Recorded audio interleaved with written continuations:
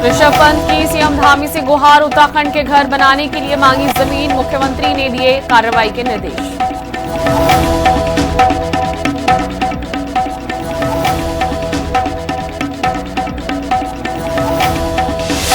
देवभूमि में खेल क्रांति का शंखनाद, 29 अगस्त को खुलेगा राज्य का पहला खेल विश्वविद्यालय, 122 पदों पर भर्ती मंजूर।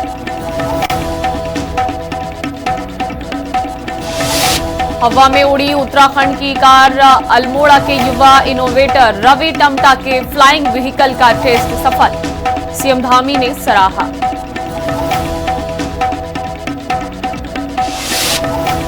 हल्द्वानी में कांग्रेस के ओंकार खड़गे की जनसभा से होगा चुनाव का शंखनाद, पेपर लीक पर सरकार को घेरेगी कांग्रेस।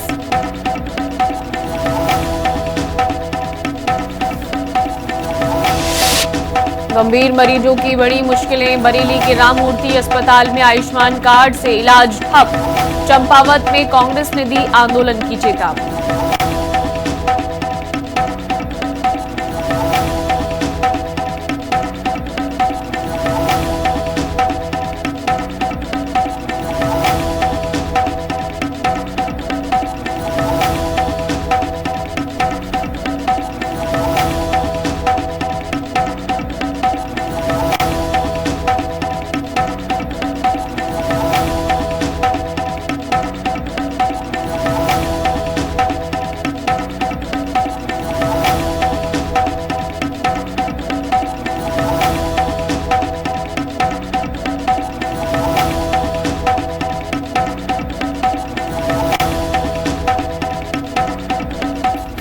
नमस्कार, हिंदी खबर देख रहे हैं आप और मैं हूं आपके साथ मीनाक्षी सिसोदिया। हाजिर हूं उत्तराखंड की खबरों के साथ। बुलेटिन की शुरुआत करेंगे बड़ी खबर से।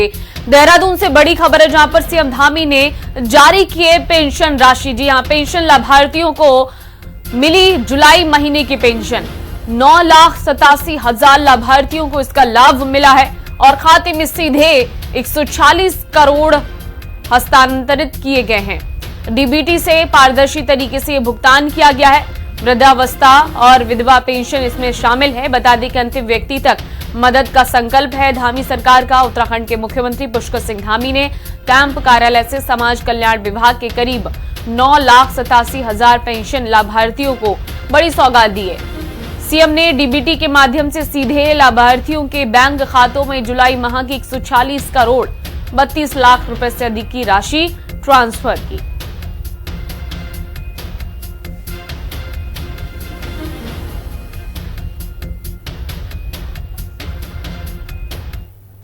एक और बड़ी खबर देहरादून से सामने आ रही है, जहां पर सीएम धामी का लापरवाही पर एक्शन देखने को मिला। 3 पीडब्ल्यूडी इंजीनियर निलंबित कर दिए गए। अप्रोच रोड क्षतिग्रस्त होने पर यह दरअसल कार्रवाई हुई है। ईई, एई और जेई सस्पेंड कर दिए गए हैं। 16 करोड़ की लागत से अप्रोच रोड बना था और 16 करोड़ पर पानी फेर दिया इन लापरवाह अधिकारियों ने। लापरवाही पर सख्त और कड़ा संदेश यहां पर दिया है सीएम पुष्कर सिंह धामी ने। यह कार्रवाई करके देहरादून के नंदी की चौकी पुल की अप्रोच रोड क्षतिग्रस्त होने पर मुख्यमंत्री पुष्कर सिंह धामी ने सख्त रुख अपनाया। 16 करोड़ की लागत से बनी सड़क के तुरंत खराब होने पर शासन ने लोक निर्माण विभाग के 3 इंजीनियरों ईई राजेश कुमार, एई अमित त्यागी और जेई नवीन कर्णवाल को तत्काल सस्पेंड कर दिया गया। सचिव पंकज कुमार पांडे द्वारा जारी इस कार्रवाई से महकमे में अब हड़कंप मच गया है।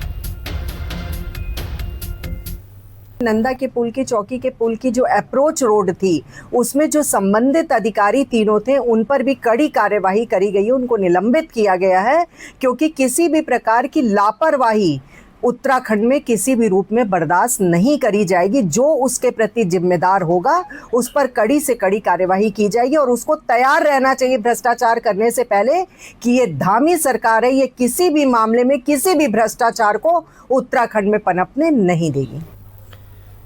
और खबर अब कोटद्वार से, जहां बीकेटीसी अध्यक्ष हेमंत द्विवेदी का बयान सामने आया। केंद्र और राज्य सरकार की उपलब्धियां गिनाई हैं। 2027 में बनेगी फिर बीजेपी की सरकार। हेमंत द्विवेदी ने यह बड़ा स्टेटमेंट दिया। विधानसभा चुनाव को देखते हुए 2027 के सीएम धामी के नेतृत्व पर भरोसा है जनता को। हेमंत द्विवेदी ने इस बात को भी दोहराया है। योजनाओं का अंतिम व्यक्ति तक लाभ पहुंचे, ये सरकार की प्राथमिकता है। सबका साथ सबका विकास ही मंत्र है भाजपा सरकार का, ये भी कहते हुए वो नजर आए।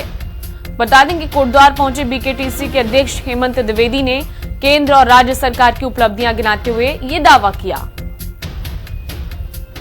इस प्रकार से भारतीय जनता पार्टी की सरकार देश के अंदर 2014 से आदरणीय मोदी जी के नेतृत्व में देश के अंदर उनके नेतृत्व में सरकारें बनी, तमाम राज्यों में भारतीय जनता पार्टी की सरकार है। और पिछले 10 सालों से 9 सालों से आप देख रहे हैं कि माननीय मुख्यमंत्री पुष्कर सिंह धामी जी के नेतृत्व में यहाँ पर भारतीय जनता पार्टी की सरकार है। और सरकार ने तमाम कार्य यहाँ पर किए हैं, जो हमारा मूल मंत्र भी है, सबका साथ सबका विकास और सबका प्रयास।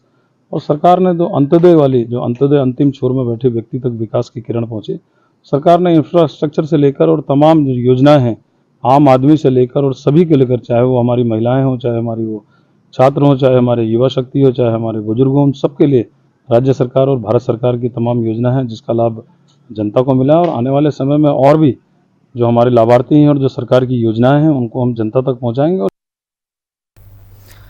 बड़ी खबर यह है कि हल्द्वानी पहुंचे हैं कांग्रेस अध्यक्ष मल्लिकार्जुन खड़गे। रामलीला मैदान में विशाल जनसभा आयोजित की गई है। कार्यकर्ताओं में जबरदस्त भारी उत्साह देखने को मिला जैसे ही उन्होंने राष्ट्रीय अध्यक्ष को देखा अपने समक्ष। आगामी विधानसभा चुनाव का बिगुल फूकेंगे मल्लिकार्जुन खड़गे। बता दें कि कुमाऊं में कांग्रेस का ये बड़ा शक्ति प्रदर्शन है 2027 के चुनाव को देखते हुए। हजारों कार्यकर्ताओं के जुटने की उम्मीद यहां पर जैसे कि व्यक्त की गई थी, ठीक वैसे ही ये नतीजा रहा। हजारों कार्यकर्ता इस कार्यक्रम में पहुंचे। विजय शंखनाद रैली इस कार्यक्रम का नाम दिया गया है। कांग्रेस के राष्ट्रीय अध्यक्ष मल्लिकार्जुन खड़गे कुछ ही देर में हल्द्वानी के ऐतिहासिक रामलीला मैदान से विजय शंखनाद रैली का अब आगाज करेंगे। आगामी विधानसभा चुनावों को देखते हुए कांग्रेस ने कुमाऊं क्षेत्र से अपने चुनावी अभियान को धार देने की बड़ी तैयारी की है। बीना जोशी जी हो चुका हूं मैं। उधर प्रधानमंत्री नरेंद्र मोदी के आह्वान पर मुख्यमंत्री पुष्कर सिंह धामी के मार्गदर्शन में चलाए जा रहे हर घर तिरंगा अभियान के तहत कालाढूंगी विधानसभा के नवीन प्रगति स्कूल में ध्वजारोहण कार्यक्रम आयोजित किया गया। भाजपा नेता मनोज पाठक ने झंडा फहराकर विद्यार्थियों को तिरंगे के सम्मान और राष्ट्र निर्माण में योगदान देने के लिए प्रेरित किया है। इस दौरान छात्रों और शिक्षकों में देशभक्ति का भूतपूर्व उत्साह देखने को मिला। का प्रत्येक शांति आप सबका साथ। चलिए सर चलिए। हर घर तिरंगा वाली योजना में हम सब लोग नवीन प्रगतिशील स्कूल में आने के बाद यहाँ विद्यालय परिवार ने और बच्चे और उनके परिजनों को तिरंगा जो है भेंट करने का एक अवसर हम सबको मिला।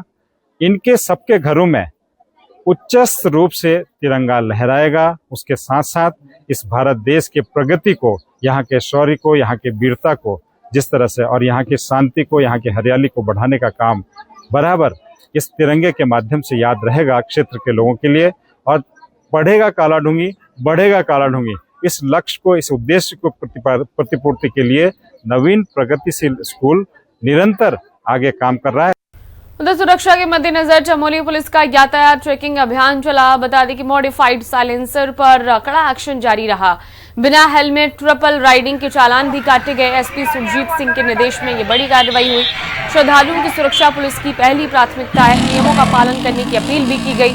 दरअसल सावन मास में भगवान भोलेनाथ के दर्शन के लिए चमोली पहुंच रहे श्रद्धालुओं की सुरक्षा और शांतिपूर्ण यात्रा के लिए चमोली पुलिस ने सख्त कदम उठाए हैं। मॉडिफाइड साइलेंसर, ट्रिपल राइडिंग और बिना हेलमेट चलने वाले वाहन चालकों के खिलाफ पुलिस अधीक्षक सुरजीत सिंह पवार के निर्देशन में विशेष अभियान चलाया जा रहा है। पुलिस ने साफ किया है कि आस्था का सम्मान जरूरी है, लेकिन यातायात नियमों का उल्लंघन बर्दाश्त नहीं होगा।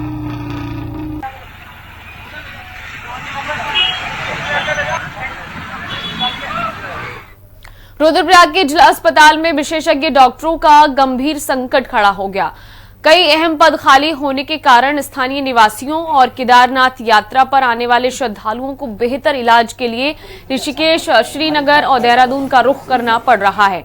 इससे मरीजों को आर्थिक व मानसिक परेशानी हो रही है। हालांकि सीएमओ डॉक्टर पायल गोयल के अनुसार शासन को रिक्तियों की सूचना भेज दी गई है। मेरे संज्ञान में आया है कि जिला अस्पताल में अभी कुछ हमारे डॉक्टर्स यहाँ से ट्रांसफ़र हुए हैं, खासकर स्पेशलिस्ट। जिनमें से हमारे पास जनरल सर्जन यहाँ पे नहीं है, चेस्ट फिजिशियन नहीं है, एक स्त्री रोग की और डिमांड की गई है, बाल रोग विशेषज्ञ की भी एक और की डिमांड की गई है, जबकि एक अभी कार्यरत हैं। नेत्र सर्जन नहीं है और ENT सर्जन हमारे यहाँ जिला अस्पताल में अभी पोस्ट वेकेंट है। इसके लिए हमने अपने महानिदेशालय में पत्र लिख दिया है और उन लोगों से डिमांड की है। दिनों से जिला चिकित्सालय रुद्रप्रयाग में स्थानांतरण हुए कुछ, तो उसमें हमारे पास अभी आज की तारीख में सर्जन नहीं है, जनरल सर्जन, ENT स्पेशलिस्ट नहीं है और आई सर्जन नहीं है। इन तीनों का स्थानांतरण हो चुका है और अभी तक इनकी जगह कोई आया नहीं है। हमारे हिसाब से हमारे स्तर पे महानिदेशालय से संपर्क स्थापित है और मैं पत्र व्यवहार भी कर रखा है। उधर हल्द्वानी में आयोजित कम्युनिटी पुलिसिंग कार्यक्रम में कुमाऊं IG निवेदिता कुकरेती ने जनता से पुलिस का सहयोग करने की अपील की है। उन्होंने कहा है कि आम नागरिकों के समन्वय से ही अपराध, नशे और सड़क हादसों पर लगाम लगाई जा रही है। IG ने महिला एवं सड़क सुरक्षा पर जोर देते हुए बताया कि मानस पोर्टल और टोल फ्री नंबर 1933 के जरिए कोई भी व्यक्ति गोपनीय तरीके से नशे के कारोबार की सूचना सीधे पुलिस को दे सकता है। बढ़ावा दिया जा रहा है कि जो ये आज एक कम्युनिटी पुलिसिंग के तहत एक पब्लिक से आउटरीच का कार्यक्रम था, जिसमें कि हम ये करना चाहते थे कि जो अलग अलग भारत सरकार की योजनाएं हैं, साथ ही साथ जो टेक्निकल प्लेटफॉर्म्स अवेलेबल हैं जिसपे कि वो हमारे साथ सूचना शेयर कर सकते हैं तथा जिससे उनको बेनिफिट मिल सकता है, उसका जानकारी उनके साथ साझा करें। तो इसी क्रम में जो है महिला अपराध एवं नशे के ऊपर भी चर्चा हुई, साथ ही साथ सड़क दुर्घटना एवं सड़क के ऊपर जो है किस तरीके से क्या रूल्स हैं उसके संबंध में भी जो है चर्चा हुई है। और अब खबर देहरादून से, जहां MDDA का अवैध निर्माण पर एक्शन देखने को मिला। MDDA ने 150 से ज्यादा कब्जे ध्वस्त कर दिए हैं। नदी नालों के पास विशेष पैनी नजर बनी हुई है। कारगीवाला में परिवारों का पुनर्वास जारी है। भूमाफियाओं के खिलाफ अब सख्त कार्रवाई होगी, ये भी सुनिश्चित किया गया। कब्जा मुक्त कराकर नए पार्क बनेंगे। अब देहरादून में मसूरी देहरादून विकास प्राधिकरण यानी कि MDDA ने अवैध अतिक्रमण के खिलाफ अपनी कार्रवाई तेज कर दी है। प्राधिकरण उपाध्यक्ष वंशीधर तिवारी ने स्पष्ट किया है कि नदी नालों, गदेरों और जोखिम वाले इलाकों में किसी भी तरह का अवैध कब्जा बर्दाश्त नहीं होगा। अब तक 150 से अधिक अवैध निर्माणों को ढहा दिया गया है और वनफूलपुरा में जमीन मुक्त कराकर पार्क का निर्माण कराया जा रहा है। इस सख्त रुख से भूमाफियाओं में अब हड़कंप मच गया। रिस्पना और बिंदान दोनों जगह हम लोगों ने अतिक्रमण के खिलाफ अभियान चलाया था और वहाँ पर लगभग 150 जो अवैध निर्माण थे उनको हमने हटाया था। इसी तरह काठ बंगला क्षेत्र में लगभग 150 परिवारों को शिफ्ट करने का काम नगर निगम स्तर से किया जा रहा है, उसको भी हम लोग खाली कराएंगे।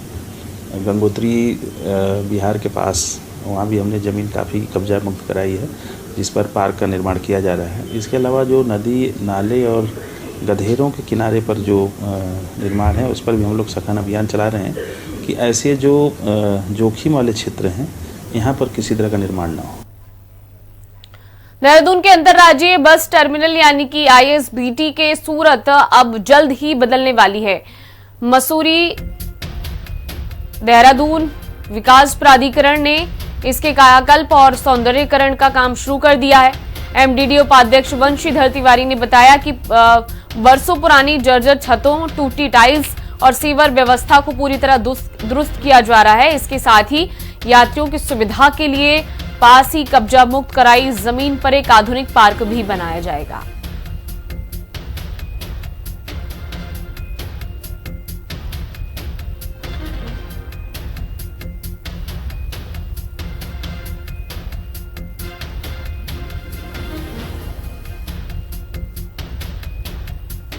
तो वो बहुत पहले बना था और लगभग उसको बने हुए 26-27 साल हो गए हैं। राज्य गठन के समय ही बना था, तो वहाँ पर काफ़ी टाइल्स है या उसकी छत है वो सब खराब हो गई थी।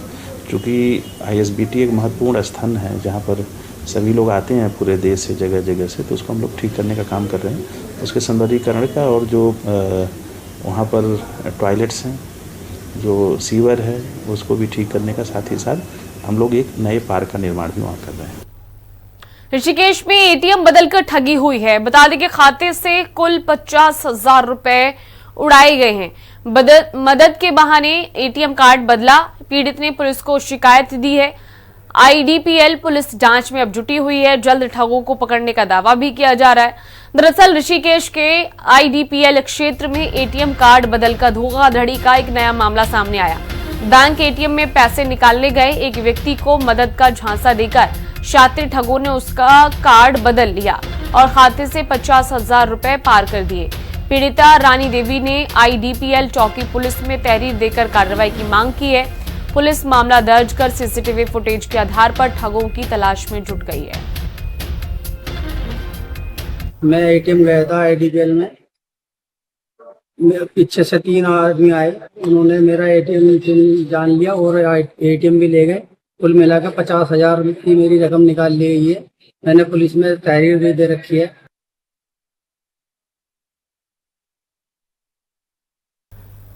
उधर हरिद्वार में कांवड़ यात्रा के तीसरे चरण में डाक कांवड़ियों का जबरदस्त सैलाब देखने को मिल रहा है। वाहनों की भारी आवाजाही के कारण दिल्ली हरिद्वार हाईवे के साथ रुड़की, लक्सर और पुरकाजी लक्सर मार्गों पर भीषण जाम की स्थिति बनी हुई है। रेलवे फाटकों पर घंटों वाहनों की लंबी कतारें लगी हैं, जिससे श्रद्धालुओं को परेशानी हो रही है। पुलिस और प्रशासन यातायात दुरुस्त करने में मुस्तैद हैं। देखिए हिंदी खबर की ग्राउंड रिपोर्ट। हरिद्वार में कांवड़ यात्रा चरम पर पहुंच गई है। यानी ये कहा जा सकता है कि अब डाक कांवड़ का दौर भी शुरू हो गया। जो वाहन आ रहे हैं उसमें तमाम डाक कांवड़िए जो डाक कांवड़ लेकर के लौटेंगे वो यहाँ से यानी हाईवे से लक्सर की तरफ जा रहे हैं। आप देख सकते हैं हम मौजूद हैं नकला इमारती नडोरा के पास डाइवर्जन पॉइंट पर खड़े हैं और यहाँ खुद पुलिस क्षेत्र अधिकारी ने कमान संभाल रखी है। ये देखिए डाक कांवड़ियों का रेला आपको नजर आएगा कैमरे में। आप देख सकते हैं तमाम 1 नहीं 2 नहीं 10 नहीं बल्कि हजारों की तादाद में ये वाहन है जिनमें कांवड़िए भरे हुए हैं, यानी बैठे हुए हैं और डीजे बज रहे हैं और डीजे पर भोलेनाथ के गाने बज रहे हैं, साथ में कांवड़िए थिरक भी रहे हैं। जो पुलिस कर्मी यहाँ मौजूद हैं वो व्यवस्था संभाल रहे हैं, उनसे बात भी कर लेते हैं किस तरह से पूरे जो संभाला जा रहा है। आप देख सकते हैं पुलिस क्षेत्र अधिकारी अभिनय चौधरी मौजूद है। सर जिस तरह से आज भीड़ ज्यादा बढ़ गई है और अब डाक कांवड़ शुरू हो गई है, कितनी चुनौती सामने आ रही है? देखिए जैसे कांवड़ के 2-3 दिन बचे हैं तो उसमें लगातार जो है भीड़ बढ़ती रहती है। उसी के हिसाब से जो पुलिस व्यवस्था है वो भी हमें बढ़ानी पड़ती है। तो सब कुछ शांतिपूर्वक चल रहा है और पिछले साल से ज्यादा श्रद्धालु इस बार आ रहे हैं तो उसी हिसाब से व्यवस्था भी की गई है। अभी डाक कांवड़ शुरू हुई है, यानी कि डाक कांवड़ जो वाहन है वो आ गए हैं। इनकी वजह से थोड़ा तो डीजे का शोर ज्यादा है। कहीं आपने देखा होगा कि रोड पर जाम लग रहे हैं। लक्सर में भी कई जगह जाम लगा है। अभी मंगलोर क्षेत्र में जाम की स्थिति बन रही, उससे कैसे निपटा जा रहा? क्या आपके पास मोबाइल जो आपकी मोबाइल का टीम है वो क्या कर रही है? देखिए जैसे जाम नहीं लगा है कहीं भी, लेकिन ट्रैफिक इतना ज्यादा है कि सारी चीजें बहुत धीरे धीरे चल रही हैं। तो उसी में जो मोबाइल टीम्स हैं वो भी लगाई गई हैं, जो थाने के लोग हैं वो भी गाड़ी पे लगातार राउंड कर रहे हैं और स्पेशल टीमें भी बनाई गई हैं कि अगर कहीं कोई चीज फंसती है तो फटाफट वहां जाके उनका निस्तारण कर सके। क्योंकि कई बार क्या होता है किसी एक गाड़ी के खराब होने की वजह से पूरा हाईवे जाम हो जाता है। तो हमारी सारी अलग अलग पार्टी, ड्रोन पार्टी और क्रेन पार्टी सब बनी हुई है और लगातार सारी चीजों पर नजर रखी जा रही है। सीओ कह रहे हैं कि चौकस व्यवस्था है, टीमें अलग अलग काम कर रही हैं और तमाम अधिकारी मॉनिटरिंग कर रहे हैं, वो खुद भी व्यवस्था संभाल रहे हैं। लेकिन मैं एक बार फिर आपको दिखाना चाहूंगा, ये देखिए ये निकासी द्वार है, यानी जहां से इन्हें निकाला जा रहा है और ये वो रास्ता है जहां से उत्तर प्रदेश से यानी दिल्ली से लेकर के हरियाणा, पंजाब, उत्तर प्रदेश में तमाम डाक कांवड़ के वाहन आपको आप नजर आ रहे होंगे। एक भी वाहन ऐसा नहीं है जो दूसरा यानी किसी और पर्पज से हो। तमाम वो वाहन है जिनमें कांवड़िए मौजूद है और ये सिलसिला जब से शुरू हुआ है, यानी देर रात से सिलसिला शुरू हुआ है। इससे पहले जो कांवड़ आ रही थी, जो कांवड़िए आ रहे थे वो पैदल वाले थे, अब डाक कांवड़िए शुरू हो गए हैं और ये सिलसिला अभी 3 दिन तक चलेगा। उसके बाद हरिद्वार से डाक कांवड़ यानी भागम भाग शुरू हो जाएगी। अब पुलिस के सामने थोड़ा चुनौती ज्यादा है, लेकिन व्यवस्थाएं दुरुस्त होने के दावे किए जा रहे हैं और चौकसी और ज्यादा बढ़ाई जा रही है। अब देखने वाली बात है आने वाले 3 दिन या 4 दिन पुलिस के लिए कितनी बड़ी चुनौती बनते हैं। जसवीर सिंह, हिंदी खबर, हाईवे, मंगलोर, डाक